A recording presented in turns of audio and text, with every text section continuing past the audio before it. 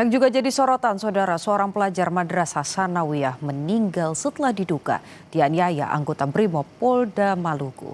Korban dituduh sebagai bagian dari rombongan balap liar.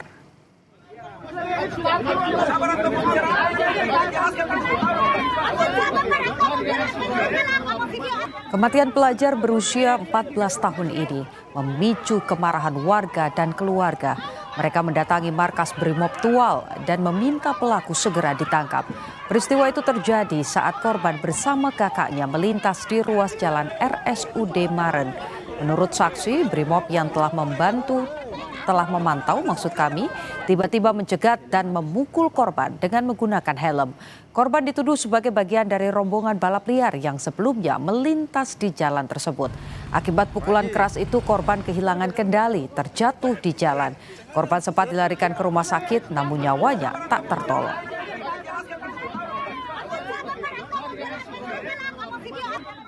Tetap transparan dan tetap akan kami sampaikan kepada pihak keluarga dan tidak kita akan tutup-tutupi. Ya, tadi terkait proses anggota tersebut dipecat atau dihukum seumur hidup, ini nanti akan kita koordinasikan sama Big Propam, dalam hal ini tim dari Polda, untuk tindak lanjutnya seperti apa.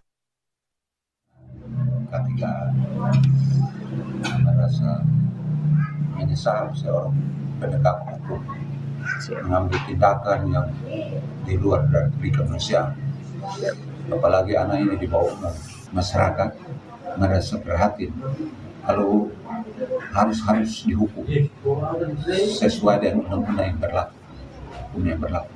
Kalau tidak, itu dia memalukan nama citra Brimob, citra polisi. Kita akan kawal terus sebagai warga.